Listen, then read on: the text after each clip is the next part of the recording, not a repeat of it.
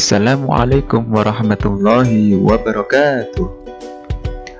Bismillahirrahmanirrahim. Alhamdulillahi rabbil alamin. Allahumma sholli ala sayyidina Muhammad wa ala ali sayyidina Muhammad, amma ba'du. Selamat pagi adik-adik semuanya. Bagaimana kabar kalian hari ini? Ya, mudah-mudahan kalian semua selalu diberikan oleh Allah SWT kesehatan dan keberkahan. Alhamdulillah, pada pagi hari yang sangat luar biasa ini, Pak Ihsan bisa berkesempatan kembali untuk memberikan materi kepada adik-adik semuanya. Dan pada hari ini, Pak Ihsan akan memberikan lanjutan materi dari akidah akhlak yang kemarin, yaitu tentang akhlak tercela. Dan pada kali ini kita akan membahas tentang berkata bohong. Baiklah, sebelum kita melanjutkan materinya, alangkah lebih baiknya kita berdoa terlebih dahulu supaya apa yang nanti kita pelajari bisa bermanfaat. Amin, amin ya robbal alamin. Marilah kita buka materinya dengan membaca basmalah bersama-sama. Bismillahirrahmanirrahim. Berkata bohong. Ayo mengamati. Ayo amati dan renungkan gambar ini.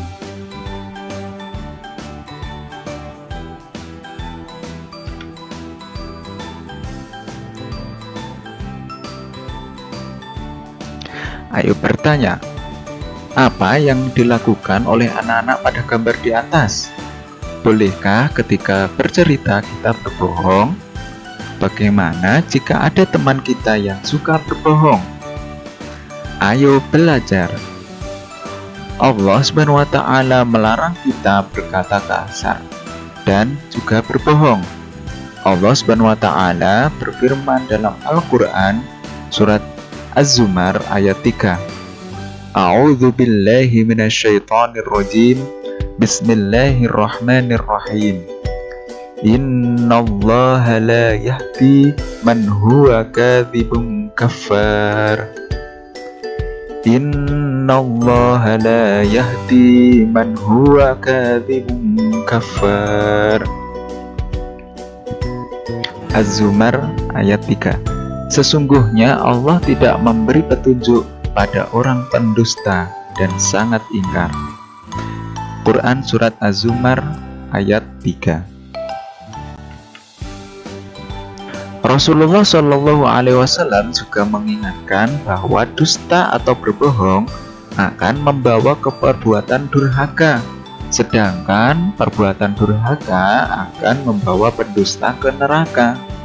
Bahkan Imam Bukhari tidak percaya pada pendusta sekalipun kepada binatang. Jika seseorang berbohong sekali, maka akan diikuti kebohongan berikutnya.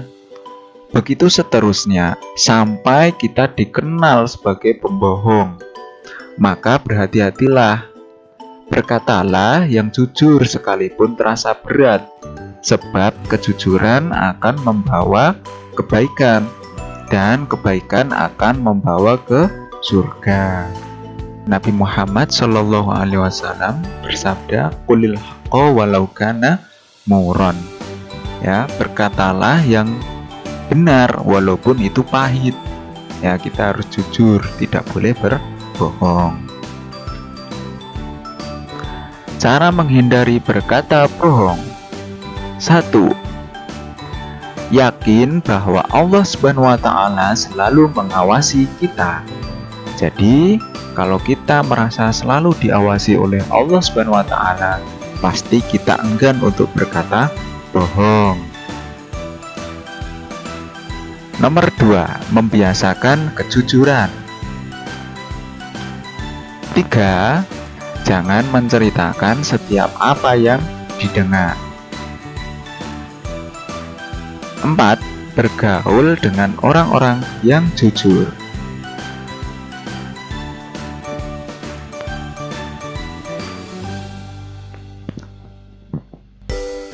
Aku bisa. Ayo ucapkan dengan keras dan bertekad dalam hati. Saya anak MI yang hebat dan bermartabat. Akan selalu berkata yang baik dan benar. Tidak akan berkata kasar atau kotor. Akan selalu berkata jujur. Tidak akan berbohong atau berdusta. Nah, silahkan adik-adik diucapkan kata-kata ini ya, dengan tekad dalam hati harus melaksanakan tindakan ini.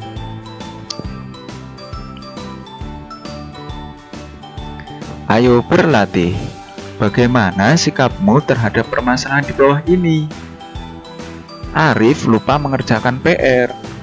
Ia takut Pak Guru akan marah jika mengetahuinya.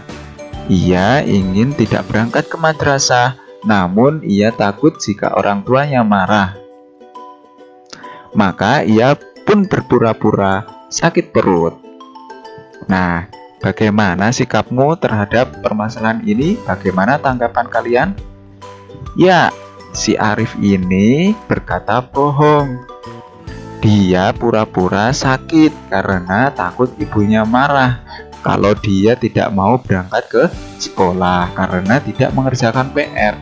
Nah, sikap Arif ini tidak boleh dicontoh karena Arif itu merupakan melakukan sikap yang tercela, yaitu berkata bohong kepada orang tuanya.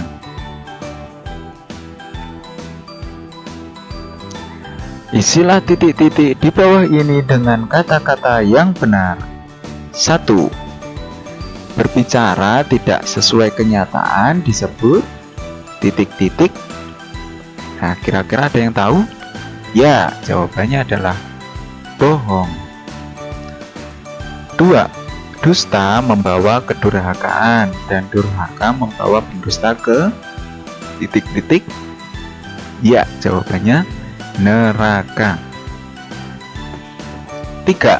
Berkatalah yang jujur sekalipun terasa pahit atau berat. Nomor 4. Bergaul dengan pembohong maka akan mempengaruhi kita menjadi pembohong juga nantinya. Nomor 5. Berteman dengan teman yang jujur akan membuat kita menjadi orang yang jujur. Maka kita harus berteman dengan orang yang jujur, jangan berteman kepada pembohong.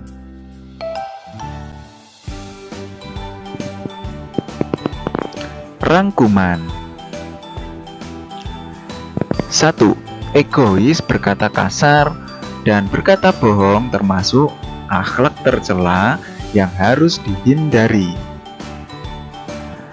2. Cara menghindari sifat egois adalah sebagai berikut. Biasakan mengalah untuk kebaikan. Jauhi sifat marah, iri, dan dengki. Mau belajar mendengarkan pendapat teman.